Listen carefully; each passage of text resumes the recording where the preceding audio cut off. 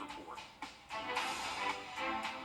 Chief Meteorologist Tim Miller, weather coverage you can count on.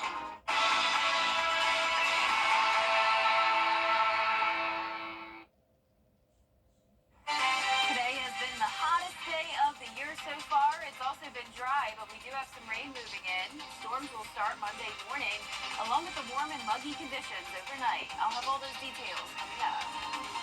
Right now on News Channel 606, 100 daily days of summer. How you can keep your teen drivers safe on the roads in summer break. Plus, the Georgia Department of Transportation closing a busy overpass in Chatham County. How this project could affect your summer travel. And presidential candidates are hitting the road. We have the latest details as your news at 6 starts now.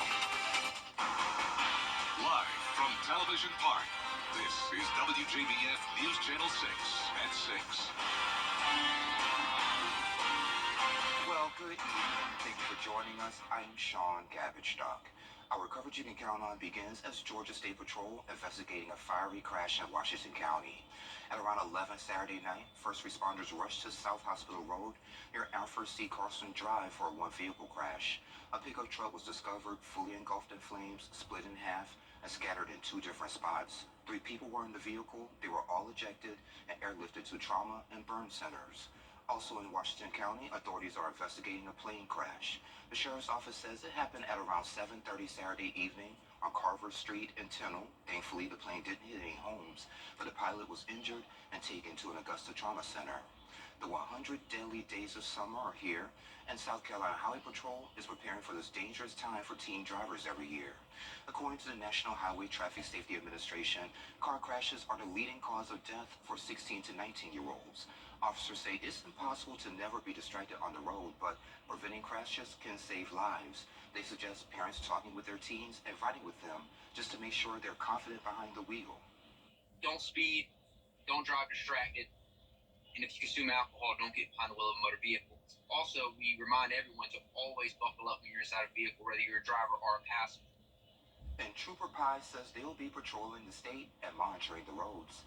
Heads up if you have any summer travel plans. The Georgia Department of Transportation will be shutting down a busy overpass on I-16 for 80 hours this month. Nakia Harris has those details. Driving on Interstate 16 at 95, traffic may still be a hassle, but construction for road improvements continue to move along. The Georgia Department of Transportation telling commuters, don't fret, this will enhance future travel. Starting June 21st into June 25th, GDOT anticipating an 80-hour Chatham Parkway bridge closure. That's to allow the contractor for the 1695 improvement project to finalize what's known as basically bridge jacking, slightly raising the bridge to get it up to the new grade of the widened I-16, what that final design is going to look like. East and westbound lane closures will come with this. That may raise eyebrows for drivers, but Collins says when keeping travelers in mind, this is the best option. In order to expedite that and reduce having to constantly impact the public over the long haul, they're going to do a short burst. Collins tells me crews will be working overnight in order to get this job done. And there will be some impacts throughout that weekend, usually just 9 p.m. to 5 a.m. the following morning on I-16, where they will have to do some closures and detours during those overnight hours, utilize 516, US 17, 80, and also Dean Forest Road. And overall, that's over a $300 million construction investment going from, obviously the 1695 interchange all the way through to 516, and what we're doing at Chatham Parkway, a lot of other improvements as part of that.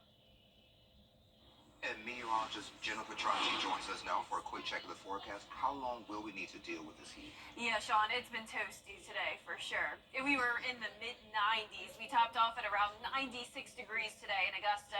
Our Terry Lambert Hyundai Skyview cam over the river showing a beautiful view though. So overall, plenty of sunshine. Actually, our almanac just came out, and check this out. 97 degrees was actually our high today at Augusta Busch Field. On average, we're at that 90-degree mark, so 7 degrees above average. Not quite to that record, though, of 102 set back in 1993. We haven't made it to the triple-digit mark yet, but before we know it, we'll be in the peak of summertime in July, where those temperatures will climb into the 100s. But right now, low to mid-90s, 97 still in Louisville, 91 in Aiken, Augusta at 96 still, 94 in Thompson and Evans, Wrightsville, you're at 95, and 91 in Edgefield, our coolest spot, you could say. Dew points are high as well. We're seeing 60s and even 70 up in McCormick and Edgefield, so it's a very, very muggy and toasty day. And we have a bit of a breeze as well, but it's not a cool breeze. It is a humid breeze coming in from the west. 16 miles per hour in Augusta, 9 miles per hour in Aiken and Waynesboro. And taking a look at satellite and radar, not a drop of rain in sight, but we do have some clouds and the rain just to the north of us, all along this cold front. So showers now moving into North Carolina, even one severe thunderstorm warning, and all of that moisture will sink down into the southeast, bringing us a chance of rain starting tomorrow morning. From around 5 a.m. to 8 a.m., expect some showers and storms around. Temperatures staying on the warm side in the low 70s, giving it a 50% chance of rain tomorrow. Won't be a complete washout all day. Most of the afternoon will be dry. And then by Tuesday, back to sunshine, a little bit cooler, highs in the upper 80s. And then on Wednesday, heating back up into the low 90s and staying sunny. Coming up, I'll have a look at the full 10-day forecast and when we'll see our next chance of rain coming up. But back to you, Sean. All right, Jenna, thank you. As we honor the 80th anniversary of D-Day, And it's been a very, very hot weekend, and all of next week will be hot as well, along with some rain chances. Starting tomorrow morning, we'll see showers move in, along with a few stronger storms. Then by the middle of the week, we will dry out, sunny and hot. And then next weekend, more rain possible. I'll have all those details right after the break. The WJBF Live Viper 6 Skyview Network is sponsored by Terry Lambert Hyundai. Low prices, big selection, and committed to quality customer service. Over the years, thousands of people have gotten their hands on one. And who knows, you could be next. Win your very own Good Morning Augusta coffee mug at WJBF.com/coffee club. Sponsored by Honda Cars of Aiken. The News Channel 6 mobile app is now even better. Download it today. Now, your most accurate forecast with WJBF Live Viper 6. Welcome back. It's been a beautiful weekend, but sure has been a toasty one. Those temperatures are on the rise. We've now made it into the mid-90s for the first time this year. And now as we take a look at our Terry Lambert Hyundai Skyview cam in Aiken, barely any clouds out there. It's completely dry and sunny. Winds are breezy, though, coming in at 16 miles per hour. Dew points are also a little bit high. We're sitting in those low 60s. Overall, a very muggy breeze. Definitely not a cool one. Feeling hot all across the area. 94 in Sparta and Gibson, 92 in Crawfordville. Millen, you're sitting at 95, 95 in Barnwell as well. A bit cooler towards the north, but barely. 91 in Aiken, 89 in McCormick. We'll take that. On average, though, we do make it to our first 95-degree day back in May, believe it or not. And last year, it took all the way until July. So getting our first 95-degree day is pretty typical around this time of the year. In fact, today, as I mentioned at the top of the show, we have made it to 97 at Augusta Busch Field. Clear skies for everyone on satellite and radar, looking good across the two-state. We have a cold front passing by, which actually will bring us a little bit of heat relief tomorrow. At least we'll fall by around 10 degrees, so still warm in those mid-80s, but definitely not as hot as it was today. And on top of that, we do have some rain approaching us. Severe thunderstorms ongoing now, moving into North Carolina and out towards the west in Arkansas and Oklahoma. So for tomorrow morning, we will have the rain and storms around from around 5 a.m. or really 4 a.m. until around 5 p.m. Then the majority of your Monday night will be dry. Notice there's also a marginal risk of severe weather for the majority of the CSRA. So stronger storms are possible, but overall that severe weather threat is very low. You can see here on our futurecast at 4 a.m. That's when some of our northern counties will start to see the storms move in. Some rumbles of thunder, a little bit of lightning, and then by 8 a.m. it becomes across the entire metro, moves down towards the south and east, and then by 2 o'clock in the afternoon really just breaks apart with a few isolated cells here and there. That continues until around 6 o'clock, but the majority of the strong to severe storms by late Monday night will be well to the south of us. Sticky meter showing those dew points high for tomorrow, but then we will get a little bit of that heat and humidity relief on Tuesday, going into the upper 50s, and then the humidity rises by the middle of the week, along with those temperatures going back up. So actually a high of only 85 tomorrow afternoon, 89 for Tuesday, then 92 to 93 to finish off the work week, and 95 again by next Saturday, so just as hot as it was this weekend. Our lows tonight will actually be around 70 degrees above average. Highs tomorrow in those mid to upper 80s, and our 10-day forecast showing the heat staying on this week. 50% chance of rain tomorrow. Sunny and dry Tuesday through Thursday, giving it just a 20% chance of rain Friday and Saturday, and then a few more storms next Sunday into the following week. All right, sounds good, Jenna. Thank you. Well, coming up, the latest on the rescue of the living hostages from Gaza. The CSRA is full of amazing women. Women who inspire. Women who innovate. Women who lead. That's why News Channel 6 brings you Women to Watch. On the last Wednesday of each month, News Channel 6 recognizes local businesswomen who are making a positive impact in our community. Nominate someone today at WJBF.com. Sponsored by Goodwill. The lottery isn't about jackpot winners. It's about investing in our students. Even when it began in 2002, it was lottery proceeds that helped fund new technology initiatives in schools across South Carolina. And when students booted up those screens for the first time, they discovered a lifelong love of learning that shaped them into the professionals and people they are today. When you play the lottery, the real winners are always our students. After all, education is our middle name. We couldn't wait any longer. The Weinberger's famous tent sale is going on right now. We have more furniture than any store in the Southeast. Everything has additional discounts up to 75% off. Save on in-stock and special orders. These really are the best prices of the year, but only for 2 weeks. The tent sale is happening early this year, now through June 23rd. Open every day with extended hours. Hurry into Weinberger's famous tent sale and check back daily. Hi, I'm Mary Morrison with today's community calendar. Mark your calendars right now for Screen on the Green. It'll be held at Lakeside Park June 7th from 6 to 9 p.m. The park is located at 2040 Panther Crossing in Evans. Bring your blankets, snacks, and friends and enjoy some movie magic. The event is free. Food trucks will be on site for food purchases. Add your events. Log on to WJBF.com, keyword community calendar.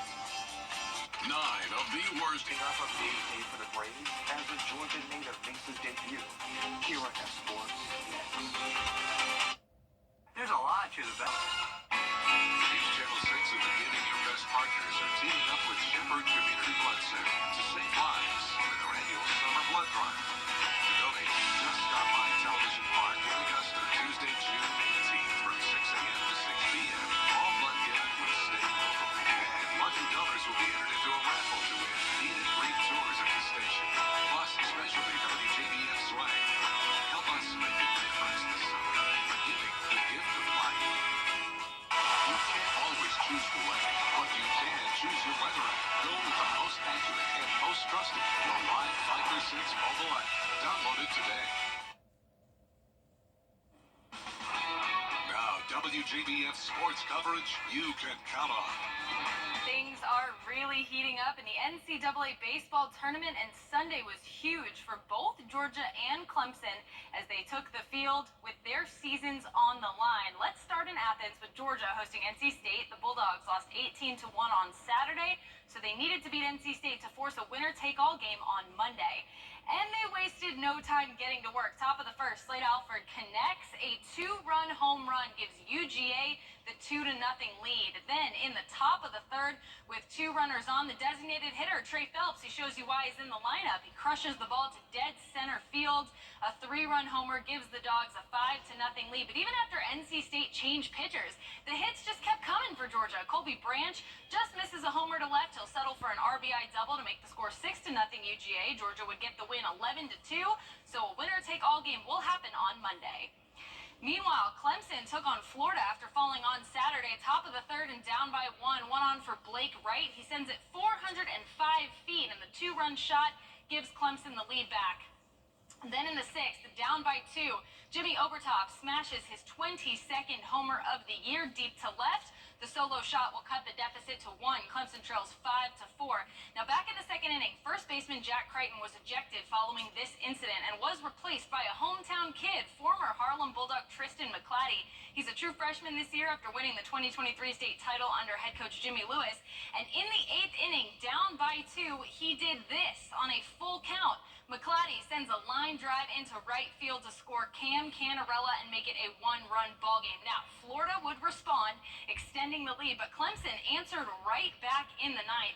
Down by 3, Cam Canarella hits a moonshot with 2 on. That would tie the ballgame at 9-all, and this game is still going. Right now, it's in extra innings. It's in the 11th, and we will have a final score update for you at 11 o'clock. It was a special day for the Atlanta Braves as Thomasville, Georgia native Hurston Waldrop made his MLB debut on the mound against the Nationals. Bottom of the 2nd, Braves up by 2. Waldrop strikes out Eddie Rosario swinging on a splitter. There's Waldrop's mom showing her excitement for her son's first strikeout. Bottom of the 3rd, same score. Jacob Young at the dish with a runner on first and 1 out. Young grounds out to Austin Riley, who turns it to second and then to first for the double play to end the inning. Braves hold the Nationals. Bottom of the 4th, Nationals down 2-1. Runners on first and second. Waldrop looking to get out of a jam, but Cabert Ruiz crushes the ball to the home bullpen in right field for the 3-run homer. Waldrop not happy. He pitched just over 3 innings in his debut and held the Nationals to a 2-run lead, but Washington would get the win 8-5. Braves are back in action on Tuesday against the Orioles at Camden Yards. And finally, in the final round of the Memorial Tournament presented by Workday, world number 1 Scotty Scheffler leads the way at 8 under, followed by Colin Morikawa at 7 under, and then Adam Hadwin at 4 under.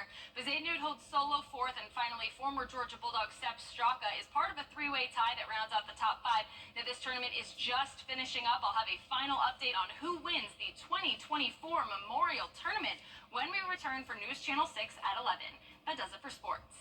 And coming up, a big snake in the Big Apple. We have that story when we return.